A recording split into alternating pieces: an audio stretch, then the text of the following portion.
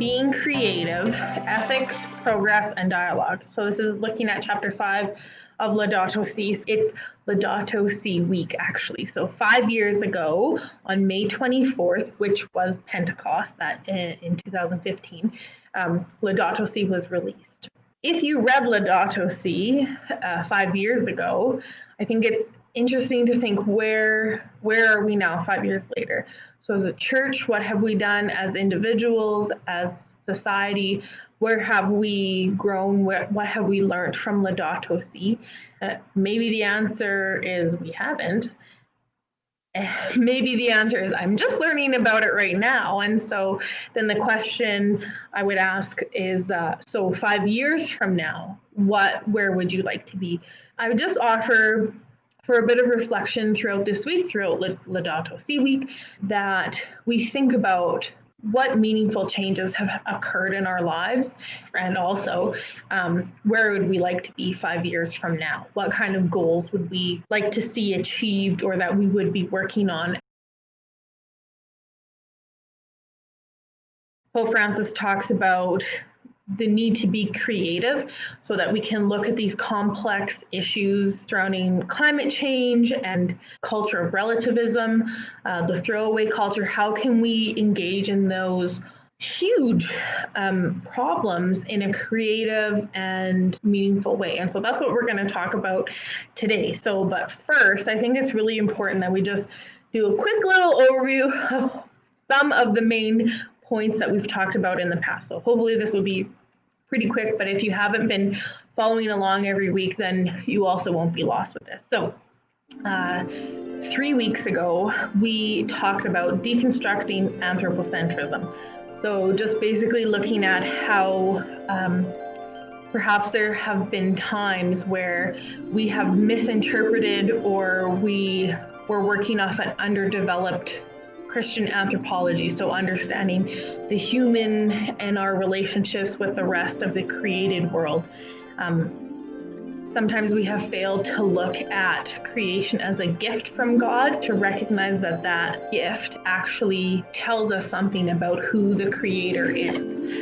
It's not just a thing for us to have. We also discussed that creation is not just nature, but it's actually much broader than that. And so when we think about, the beginning of the universe, the Big Bang, all of that creation tells us something about who God is. That helps us to maybe frame when we talked about in Genesis, have dominion versus to dominate. And so we had talked about that. So that was 2 weeks ago. Then we talked about technology, the good, bad, and the ugly. And we discussed that technology is not a good in and of itself. So it's not something to be pursued just so we can say we have the new best technology. That actually shouldn't or can't be the way that we value things. So progress for technology, for economics, for political power, when we do that as a society, as a world, as an individual, we lose sight of the poor, we lose sight of the earth, we lose sight of the commons. That again goes against our Catholic social teaching. We end up navel gazing, we lose our introspection and our moral compass, and we divulge into a culture of relativism. So what Pope Francis says is that we prioritize our comfort, we prioritize our convenience, and we end up sacrificing our conscience. So then last week, we talked about different solutions. So the previous 2 weeks, we talked about some of the problems. Last week, we talked about some solutions to relativism and this throwaway culture through the lens of Catholic social teaching. So Francis offers, and indeed the Church offers, a lens in which we should view these problems of the world. So we went through a few terms, and I'm repeating them today just because I think that they are important for us to always have in the back of our mind when we are talking about solutions for these problems. This is really what Laudato Si is about, is that we have a new creative way to think outside of the box to deal with these problems. So the first thing that we talked about was integral ecology. So an integral ecology takes into account all relationships between living organisms and the environment in which they develop. Relationships are dynamic by their very nature. I think it's helpful if we start to look at creation, if we start to look at things like the commons, if we start to look at the poor, if we start to look at biodiversity as a subject in and of itself, so that we afford it agency, that we recognize the potential of it to act, and that we sometimes have to take a step back and to make space for that. And so that's not generally how our economics and our political structures operate, but I think, and I would say Pope Francis thinks, that this is something that we need to start to do. Then we also talked about the common good, so it's forests, oceans, air, things like that we share in common, but it's also like infrastructure that we have in our society. It's values that we hold in our community or in our country. So then we also talked about subsidiarity. So that means that we deal with issues or concerns at the lowest level. Then we talked about solidarity. So solidarity is the understanding that we are one human family, and that our good, our liberation, our prosperity is directly linked to all others. We're linked to all people because of solidarity, but we are most especially linked with the poor and vulnerable. And so the preferential option for the poor, this is a quote from, I think it's Benedict, but it might be JP2. I have to double check that.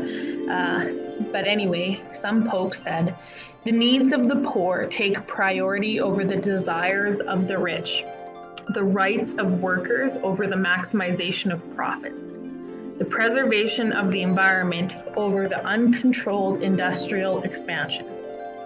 So, boom, done. That's what we've talked about in the last 3 weeks. So we just powered through half of Laudato Si. Congratulations, you guys. Well done. Chapter 5, Pope Francis has titled this chapter, Lines of Approach and Action. So we have kind of outlined a lot of the problems in the previous few chapters.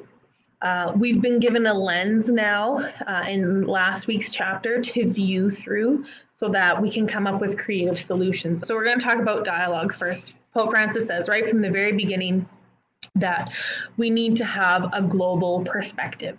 We need to engage with other religions. We need to engage with science and the wisdom and goodness that are found in the secular world. So we can't say as Catholics or as Christians that the secular world has nothing to add to our conversation. They don't understand us. They criticize or they rationalize spirituality and faith away. Pope Francis says this is not acceptable. We need to come together.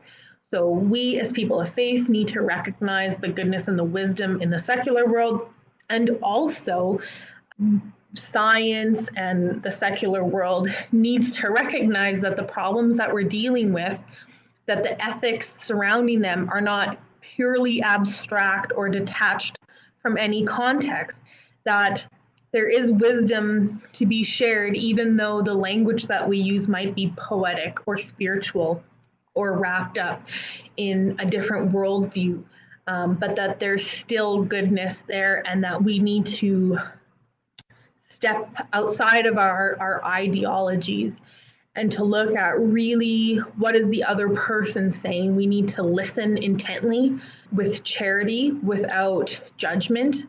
We need to be able to discuss what is the goodness there, where is there mutual ground that we can build upon, where do we agree, and then to respectfully recognize when there are differences, because there are going to be, and that can be very nuanced. So that's what Pope Francis is very clear, that it needs to be a dialogue, it needs to be a safe, ethical space. He's talked about this with the Synod on the Amazon.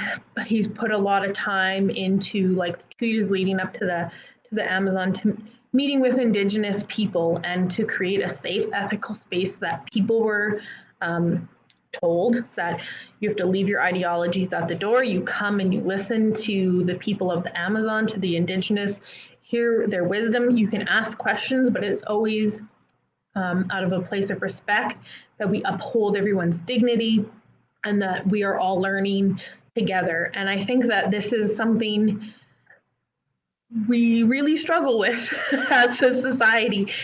It would be very easy to just look at maybe some other countries a little south of us and talk about how maybe their political system is very polarized. But I think it would be very naive of us to think that we don't do this in Canada or in other parts of the world. And so, again, talking about this culture of relativism, this is where we look at convenience and comfort, we navel gaze, and we lose introspection. And so Pope Francis is reminding us that we have to always be conscientious of that. So these are some of the principles of dialogue, and we need to really come in good faith and meet with many, many different people to discuss these issues about climate change, poverty, access to technology, access to resources, trades, and all these kinds of things so that everyone can have prosperity. Also in this chapter, Pope Francis talks about some of the world summits, so the Paris Accord or the G20. We're going to talk about climate. He talks about 1992 Rio de Janeiro. There was a summit, and he says good E for effort. There's a lot of great ideas in here, but there's really no teeth.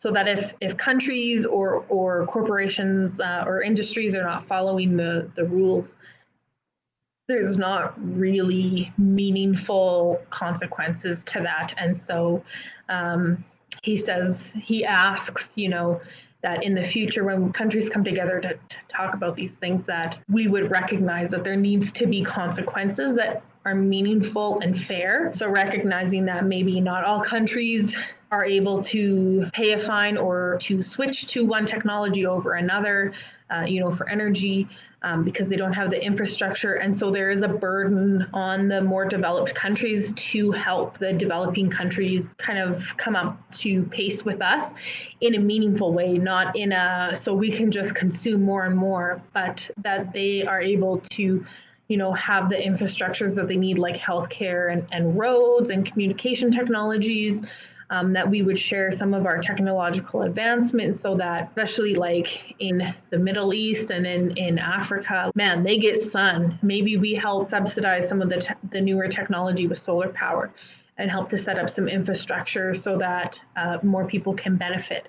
And so just this recognition that we're all in this together, and that when one part of the world is suffering, that it actually impacts all of us. So again, this is solidarity principle. So I'm going to read you a little bit about what he says, because he says some pretty good things, so it's probably worth reading. He quotes the Bolivian Bishops' Conference, and he says, "The bishops of Bolivia have stated that the countries which have benefited from a high degree of industrialization at the cost of enormous emissions of greenhouse gases have a greater responsibility for providing a solution to the problems that they have caused." Pope Francis always connects this to the poor. So the cry of the earth is the cry of the poor, and vice versa. And so he says the same mindset which stands in the way of making radical decisions to reverse the trend of global warming also stands in the way of achieving the goal of eliminating poverty. So he recognizes right away it's this sense of power, or maybe it's entitlement, control, that these biases that we hold that keep us from entering into meaningful dialogue, that this isn't just particular to climate change or that set of concerns and issues, but that this hard-heartedness is pervasive throughout dealing with many global issues. I think he would also add, with refugees and migrants, with the poor of the world, with emerging economies. Now that we're living in COVID, there's a lot of questions about what country is going to come up with a vaccine and how will it be distributed, and will developing countries have access to medical supplies and trained people? Are they going to be able to pay? Should they have to pay for the vaccine? Where's the burden of responsibility for this? If you go on the World Health Organization website, there are parts of the world that still have Ebola cases. And it's like, we've had a vaccine for years on this. Like, no one has Ebola. But I think it was like the end of February, there were still new cases of Ebola in the Congo.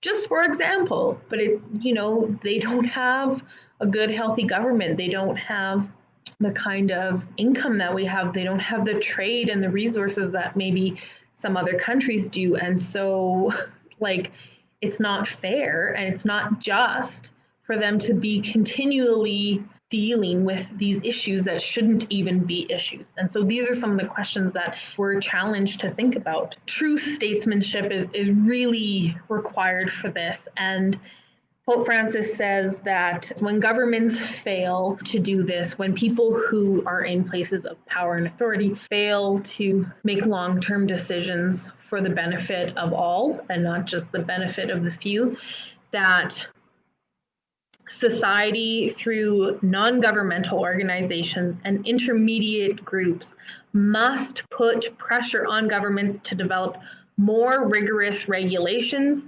procedures, and controls.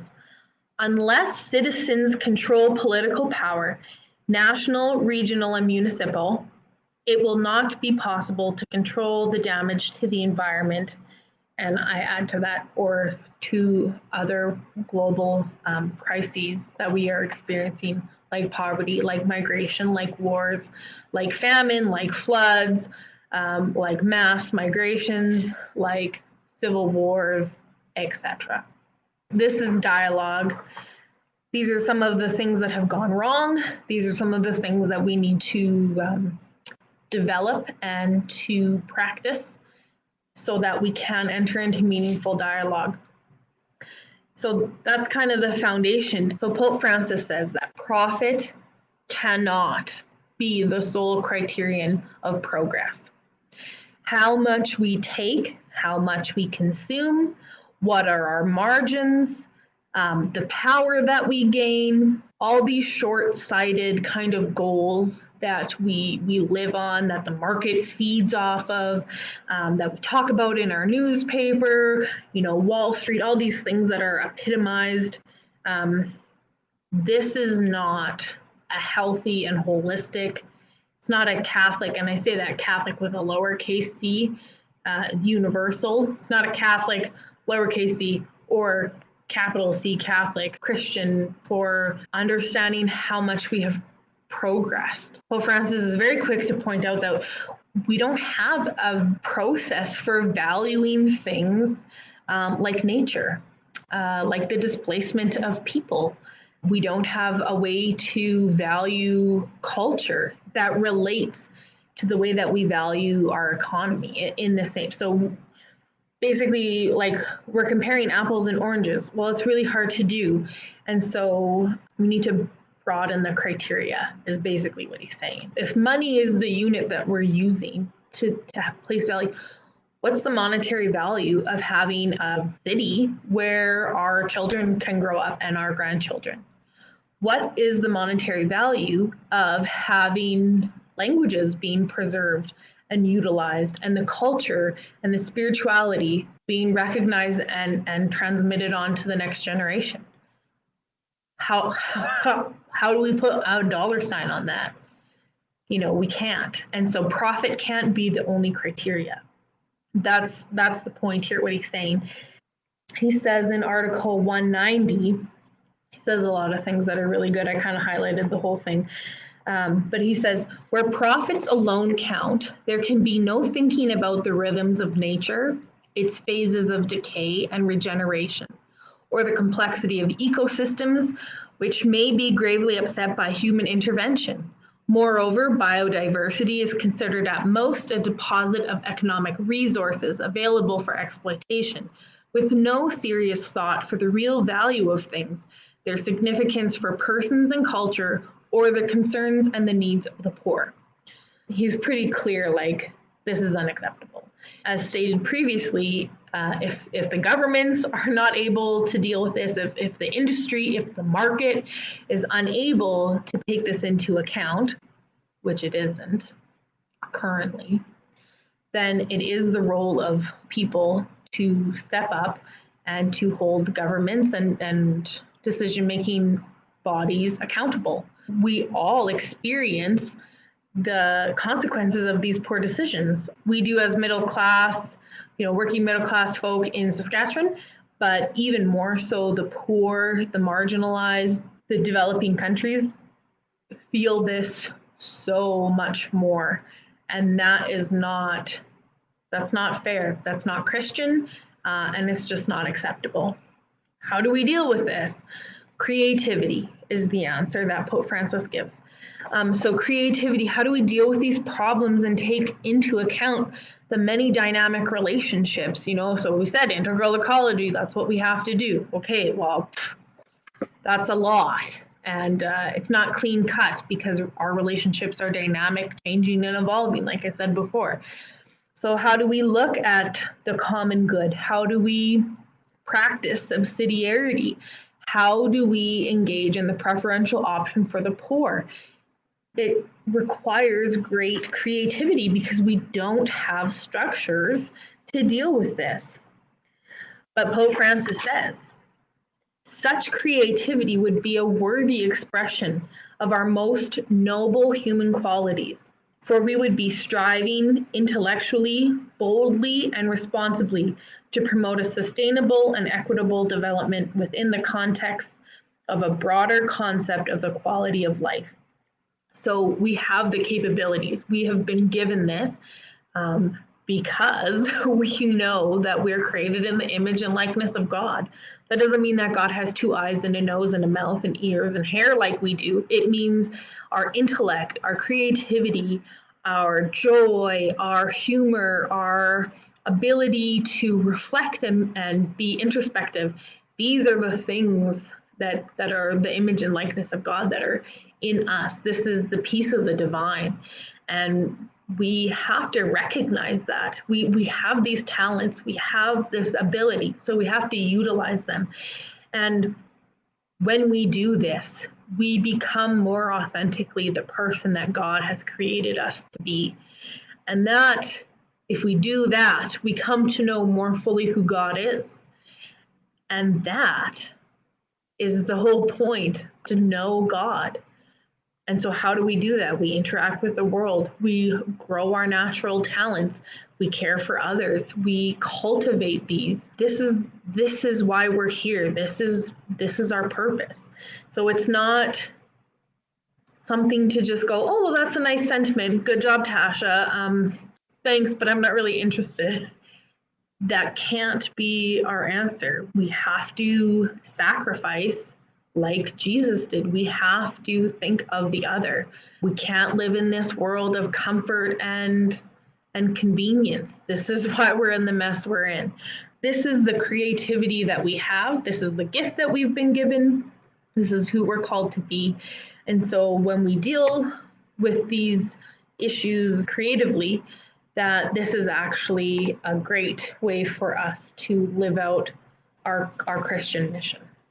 So ethics, this is the last one.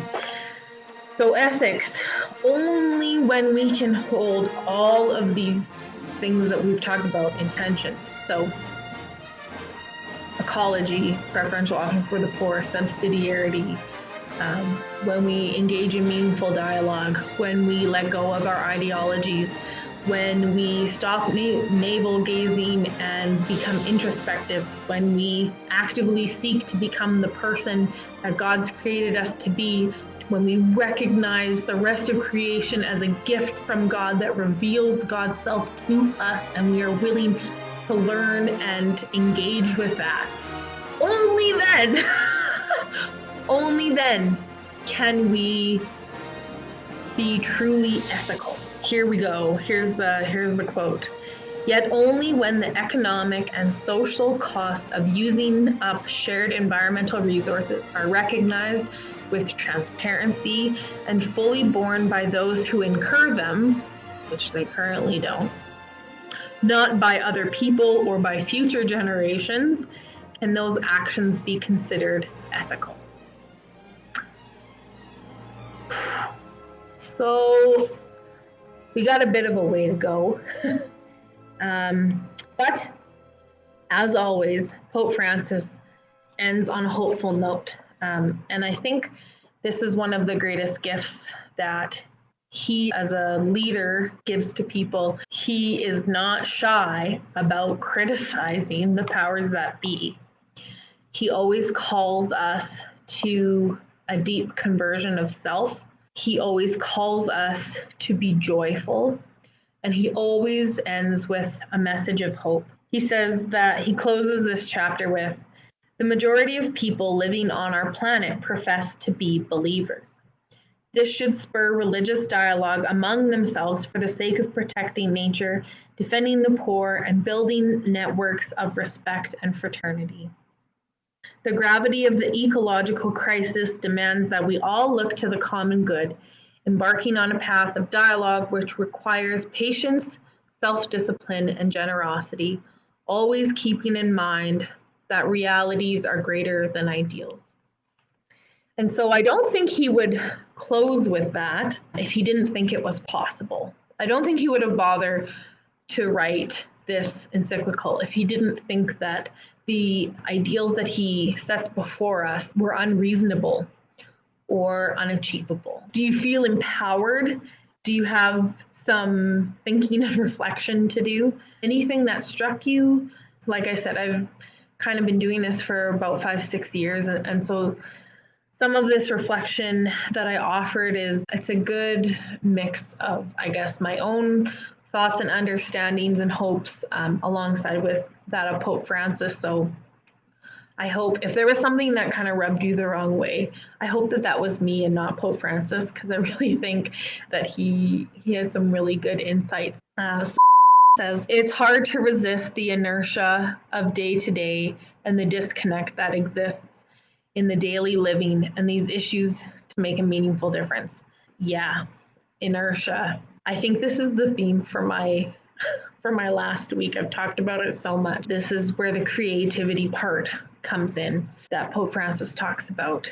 We have to do things differently. Back in the 50s, I think it was, scientists said, we can't have more than 350 parts per million of carbon in the atmosphere. It's the point of no return. Once we reach that, the atmospheric temperature, the melting of the ice caps, changing weather patterns, which will cause drought and floods and famine and whatever, it's irreversible at this point. So I think it was last year we reached 410 parts per million. We are experiencing a mass extinction. This is the 6th one in the history of the Earth. We have to change. Inertia is hard to overcome, 100%, but it's just not an option anymore. We just can't. We're digging our own grave. So how do we overcome that? Where do we find places of inspiration? Where do we find joy? Where do we find hope in this world? For me, it's my sister-in-law is pregnant. I just think I have a niece or nephew. I have a responsibility to do everything I can so that this child will be able to grow up. They'll be able to live a full life. Because right now I don't know if that's the reality. I have a responsibility when I speak to new Canadians, refugees who've come to Canada, and I hear their stories, what they've undergone, trauma, illness, strife, persecution, rape, torture, being taken away from their families, almost starving or dying, crossing a desert, drowning in a boat. It's just insane. And so if they can fight that hard to find a better life, then we can fight too. We can fight to make the world a better place. And I think we really have to. I have great respect and I find great value in hearing these kinds of stories. These are the kinds of stories when we have dialogue when we look at a global perspective, when we engage with other religions and with the secular world, like Pope Francis said, this is the inspiration that I think we'll find. For me, anyway, that has been hugely motivational in my life. And so I guess if you haven't had that opportunity, I mean, it's tough to meet new people now. I think that's a great way for us to find motivation to do the work. A solution would be to have people in your life that are safe, that you can share these vulnerable moments with. Because I think when we open up to others and share a little bit of ourselves, of our hurts, of our fears, of our joys and our sorrows, we will be affirmed, we will be comforted, and we will be given hope. This is something that I would just invite you all to do in the next week, to think about, one, what goals have we achieved in the last 5 years of Laudato Si? Or what goals would you like to have achieved in the next 5 years? So write them down. Tell your friend that you're working on them, because then you're more likely to do them. Tell me, because then I can share them with others. Yay! Number 3, to take some time to retreat, to be introspective, to pray, to reconnect, so that you can be creative again. And then number 4, take some time to reconnect with Jesus, to pray to the Holy Spirit, to give you the guidance and the wisdom, the perseverance to move forward in this, because it's not easy. Number 5 would be to look for people that you can share this with. And so those are my challenges for you. And thanks again so much. And take care. I hope you have a wonderful week. God bless, and we'll see you next Thursday. Bye.